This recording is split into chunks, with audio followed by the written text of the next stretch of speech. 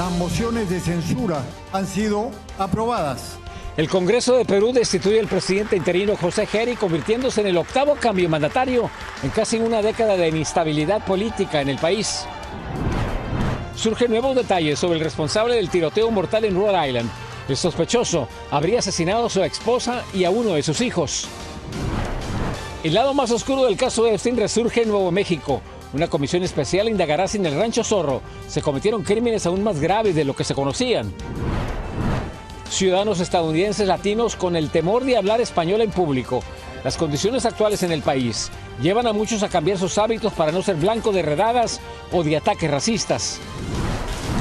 Fallece a sus 84 años el reverendo Jesse Jackson, heredero del sueño de Martin Luther King Jr., dejando un legado de lucha por los derechos civiles. Así iniciamos su noticiero nacional cierre de edición.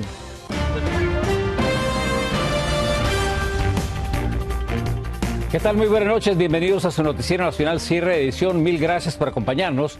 Les informa José Armando Ronstadt. Iniciamos con lo siguiente, con la sacudida política que se vive en estos momentos en Perú. Esta tarde el Congreso aprobó la destitución del presidente interino José Geri, el octavo mandatario en dejar el cargo en la última década. Señores congresistas, las mociones de censura al presidente del Congreso de la República, encargado de la presidencia de la República, señor José Enrique Geri Oré, han sido aprobadas. Juárez Gallegos. La votación fue de 75 votos a favor, 24 en contra y 3 abstenciones. Ahora los legisladores habrán de elegir a un nuevo mandatario de entre sus miembros, el que habrá de gobernar hasta el 28 de julio y quien habrá de entregar el puesto al ganador de las elecciones presidenciales del próximo 12 de abril. La remoción ocurre entre acusaciones de corrupción y tráfico de influencias contra el ahora exmandatario y en medio de una nueva ola de inestabilidad política. El poder presidencial en Perú ha estado marcado por una inestabilidad prolongada, con una sucesión de presidentes que terminaron sus mandatos en medio de crisis políticas, investigaciones judiciales y renuncias. En los últimos 8 años, la nación sudamericana ha tenido 5 presidentes, sin contar al recién destituido José Geri. En el 2018, Martín Vizcarra asumió tras la renuncia de su antecesor. En el 2020 fue destituido por incapacidad moral por presuntos sobornos. Manuel Merino tomó el poder, pero renunció 5 días después tras masivas protestas que dejaron a 2 jóvenes sin vida. Francisco Sagasti asumió de forma interina y condujo a elecciones generales. Pedro Castillo gobernó entre el 2021 y el 2022 hasta que intentó disolver el Congreso y fue destituido y detenido. En el 2025 fue condenado por rebelión. Dina Boluarte asumió la presidencia y enfrentó protestas y cuestionamientos por la represión y también fue destituida. Y para hablar más sobre lo que significa la destitución de José Geri, nos enlazamos hasta Perú con el periodista Rob Reina, a quien le damos la bienvenida. Buenas noches, Rob, gracias por acompañarnos. Esta inestabilidad política que se ha dado en esta última década, ¿cómo va a impactar el Perú y qué es lo que están viviendo en estos momentos? ¿Qué tal? ¿Cómo estás? Buenas noches. Definitivamente lo que se está viendo en Perú es algo nunca antes visto en ningún otro país. Estamos viendo algo que sin duda dejará un precedente bastante importante, no solamente en la historia política del país, sino en la historia política quizás a nivel mundial. Hoy por hoy, esta destitución de José Geri se da solamente 2 meses de las elecciones generales que se van a vivir en nuestro país y además deja un precedente que sienta las bases de un Congreso bastante poderoso. Ustedes mismos lo acaban de mencionar. Los 4 últimos presidentes fueron destituidos totalmente por el Congreso de la República, con lo cual se espera que mañana a las 6 de la tarde 4 candidatos a presidir la mesa directiva del Congreso postulen para que uno de ellos sea finalmente el presidente elegido, el 9º presidente, en realidad ya en los últimos 10 años, una década con 9 presidentes, lo cual marca además una inestabilidad política bastante fuerte. Consideremos que Perú tiene una de las economías más fuertes de la región. Sin embargo, este tipo de hechos, este tipo de situaciones inestables a nivel político podrían quizás ser un pasivo que tendría que asumir el próximo presidente que asuma luego de que se realicen las elecciones del próximo mes de abril. Hoy por hoy, el presidente José Geri esta noche se despidió de sus ministros, se le vio salir de Palacio de Gobierno bastante tranquilo y el día de mañana, hora 6 de la tarde, hora de Perú, se realizarán estas elecciones aquí en el Congreso para saber quién será finalmente el nuevo presidente peruano. Son 4 postulantes que han sido presentados por las distintas bancadas del Congreso peruano, entre ellos uno de los nombres más polémicos, quizás sea el de María del Carmen Alba, quien fue también una de las primeras presidentas del Congreso de este periodo parlamentario y se le conoce además por la rudeza de sus comentarios, además de haber calado muy fuerte en la opinión pública con ciertas actitudes que generaron polémica como jaloneos a algunos congresistas o ciertas frases que fueron consideradas como muy duras hacia la población. Así que bastante tensión, bastante expectativa por lo que pueda suceder mañana, así que estaremos muy atentos a lo que ocurra con la designación de este nuevo presidente peruano, el 9º en esta década de vida política en el Perú. Una última pregunta, Rob, brevemente. Sí. ¿Debilita esto la economía del Perú, esta situación? Mira, hoy por hoy no se ha visto, el dólar se mantiene estable, de hecho en los últimos, y esto en verdad tiene que ver mucho mérito al presidente del Banco Central de Reserva, Julio Velarde, que ha sabido mantener la estabilidad de la moneda peruana. El sol se mantiene fuerte, veremos mañana cómo es que apertura, digamos, el precio de la moneda, pero además con las inversiones que está teniendo el país, recordemos un puerto de Chancay de administración china recientemente inaugurado, unas relaciones bastante fructíferas con Estados Unidos, hacen que de alguna manera la economía peruana se mantenga sólida. Sin embargo, cada vez que ocurre este tipo de situaciones en las cuales involucran inestabilidad política, suelen haber inversionistas que pueden ver con bastante retraimiento el Perú. Esperemos que no afecte, pero por lo pronto la sensación ahora es de incertidumbre. Muchísimas gracias. Esperemos que todo esto se resuelva a favor del pueblo peruano. Muy buenas noches. Gracias por acompañarnos. Muchas gracias.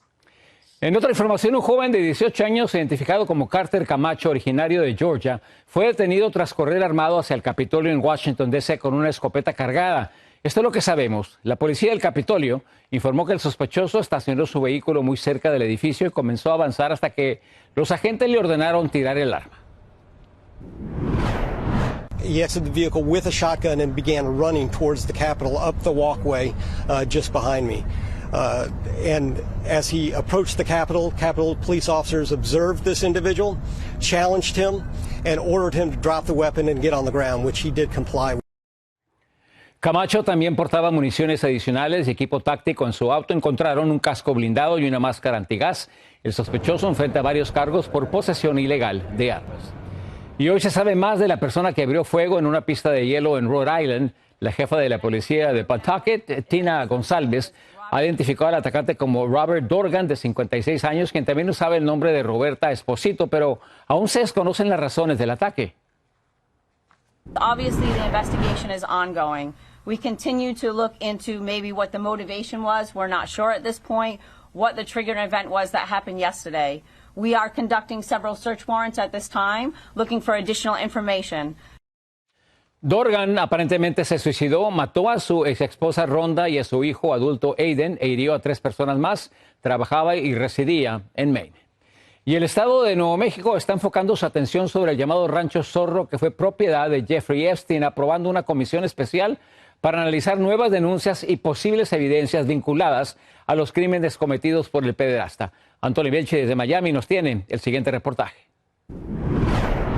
Después de la isla privada del Caribe, el Zorro Ranch en Nuevo México es señalado como el lugar donde presuntamente Jeffrey Epstein cometió algunos de los abusos más graves. Ahora, autoridades estatales han reactivado el foco sobre esta propiedad tras aprobar la creación de una comisión de la verdad para escuchar a sobrevivientes y revisar pruebas. La decisión llega luego de nuevas denuncias, incluido un correo anónimo que incluso menciona la posibilidad de cuerpos enterrados en el lugar. Aparentemente operaba algo similar allí en el medio del estado y quieren los legisladores pues ver cuál fue la extensión de la actividad y si hay alguna certeza a los rumores de que hay hasta cuerpos enterrados en ese rancho. El rancho es una extensa propiedad aislada en medio del desierto. Su remota ubicación aislada habría facilitado lo que presuntamente ocurría allí durante años sin levantar sospecha. And the ranch that exists out near Stanley, New Mexico, is basically on a 2-lane highway in the middle of nowhere. It was him with an airstrip and a sprawling place that he brought folks to. Varios representantes legales aseguran que múltiples víctimas han relatado experiencias en ese lugar, lo que refuerza la necesidad, dicen, de una investigación exhaustiva. I mean, many of the survivors had experiences in New Mexico, and as we've learned, there were local politicians and other people that were aware of what was happening in New Mexico. So it's really important that at this point in time, a closer look is taken with respect to that property. El Zorro Ranch, ahora en manos de un empresario republicano afín al presidente Trump, está en el punto de mira. Además de los testimonios, persisten versiones sobre visitas de figuras influyentes, alegaciones que deben ser verificadas. Se dice que algunos de los profesores de las principales universidades de los Estados Unidos pues visitaban a este rancho. Y repito que hasta ahora todos son rumores y alegaciones, no hay nada concreto, y por eso es que se crea esta comisión para ver si en realidad hay algo atrás de todos estos rumores. Si la isla marcó el inicio del escándalo global, el Zorro Ranch podría ser la pieza que falta para entender la magnitud del caso. Las víctimas piden justicia, pero no se sabe si el Estado dará respuestas. Antonio Vilche, Noticias Estrella TV. Tenemos una breve pausa comercial, regresamos con más noticias hasta el Noticiero Nacional Cierre de edición. Aumenta el miedo entre ciudadanos estadounidenses de origen latino, incluso para hablar español en público. Y siguen desbordados los casos de sarampión en la República Mexicana. Al regresar le diremos qué hacen las autoridades de salud para tratar de contener este brote.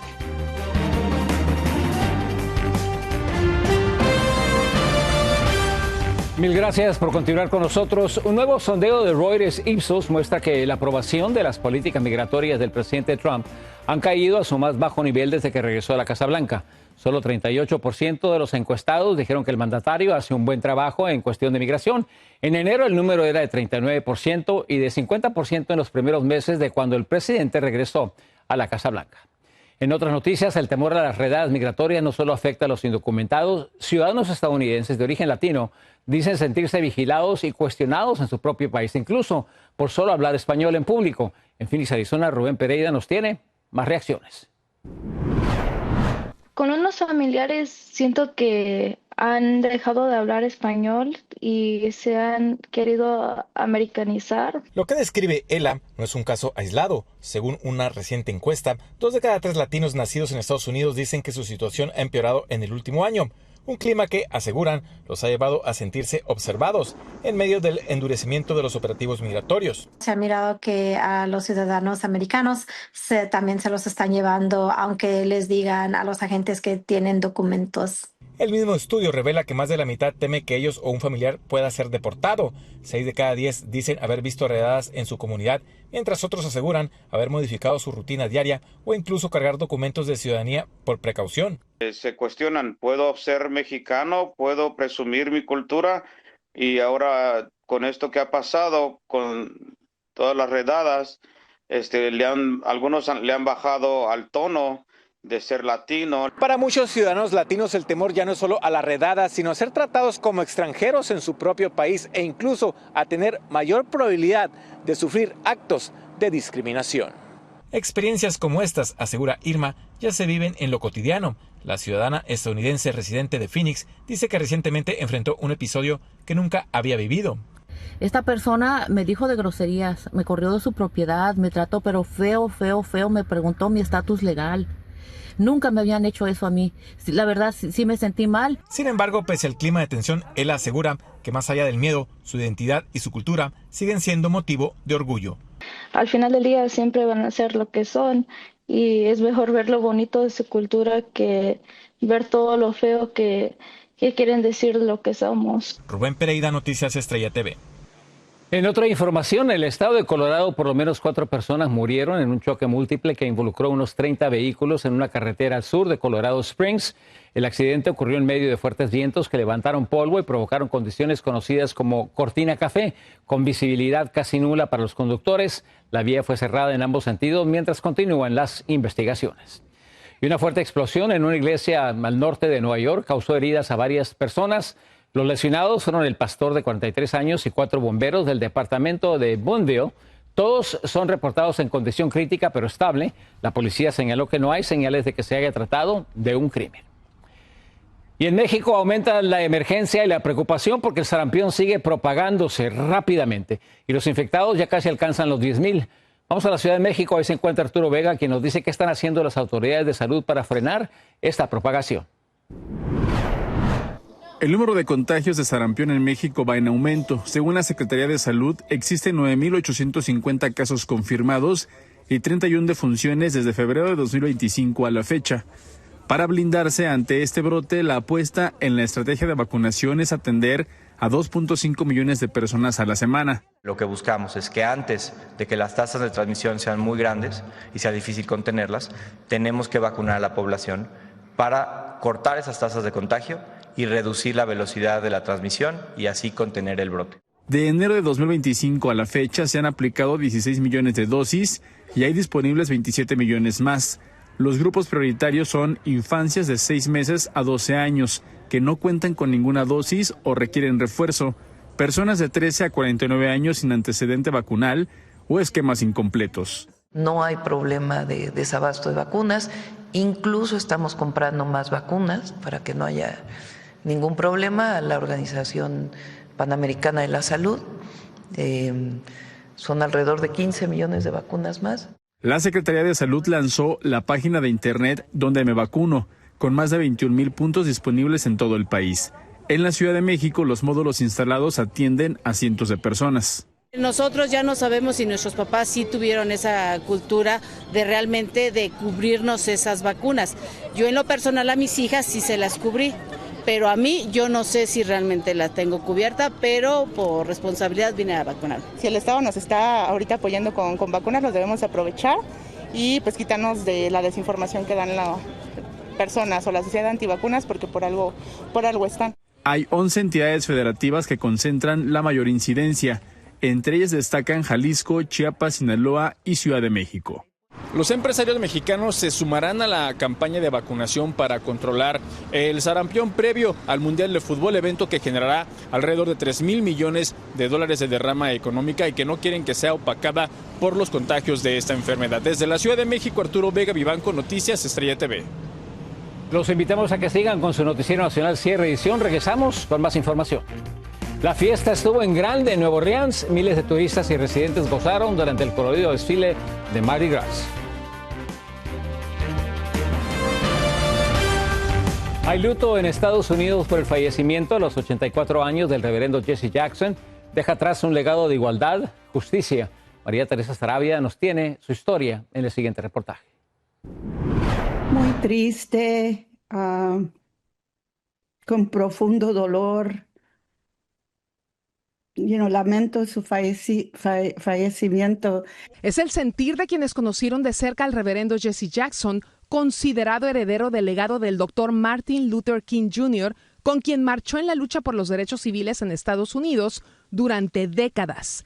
Jackson amplió esa causa más allá de la comunidad afroamericana, convirtiéndose también en una voz firme en defensa de los inmigrantes. Él estaba marchando con nosotros y los niños cuando fuimos a Calvidiar en Washington para denunciar las deportaciones. Estos fueron niños que fueron ya separados de sus familias. Su influencia trascendió fronteras. Líderes comunitarios latinos recuerdan su respaldo constante, incluyendo el movimiento Santuario en iglesias. Su mensaje de justicia e inclusión encontró eco entre comunidades migrantes. Tenemos tantos recuerdos de siempre él marchando al lado de una bandera mexicana, al lado de nosotros, del pueblo mexicano. Entonces él era pues un gran líder en nuestro movimiento por los derechos de los inmigrantes. Para muchos, Jesse Jackson no fue solo un símbolo histórico, sino un líder activo que permaneció al lado de comunidades afectadas por la desigualdad, la violencia racial y la exclusión social, incluso en momentos críticos de la historia reciente del país. Al lado de los más vulnerables, brother. Al lado de aquellos que no tienen voz. Recuerdo que él vino acá cuando pasó lo de George Floyd aquí en Minneapolis. Él estuvo aquí presente. En la política, Jackson también dejó huella. Se postuló 2 veces a la presidencia de Estados Unidos y aunque no ganó, abrió camino a nuevas generaciones. las campañas presidenciales que lanzó de verdad dieron un camino que se podría argumentar que le abrieron el camino a alguien como Barack Obama años después. Hoy, en un país marcado por profundas divisiones y nuevos desafíos en torno a la inmigración y los derechos civiles, líderes comunitarios aseguran que su legado sigue vigente y continúa inspirando la lucha por la justicia social. No podemos quedarnos con los brazos cruzados. Él nunca lo ha hecho y desde arriba nos está todavía guiando que tenemos que seguir adelante. María Teresa Saravia, Noticias Estrella TV. Descanse en paz, un verdadero gigante de los derechos civiles. En otra información, con un espectacular y colorido desfile, hoy se celebró el famoso Mardi Gras en Nueva Orleans. Bailarines con vistosos atuendos, bandas y carros alegóricos fueron saludados por miles de personas ansiosas por recibir los tradicionales collares. El Mardi Gras se festeja un día antes del miércoles de ceniza y marca el final de la temporada de carnaval. Mil gracias por acompañarnos. Los esperamos mañana en su Noticiero Nacional, cierre de edición. Muy buenas noches. Yo soy José Armando Ronstadt.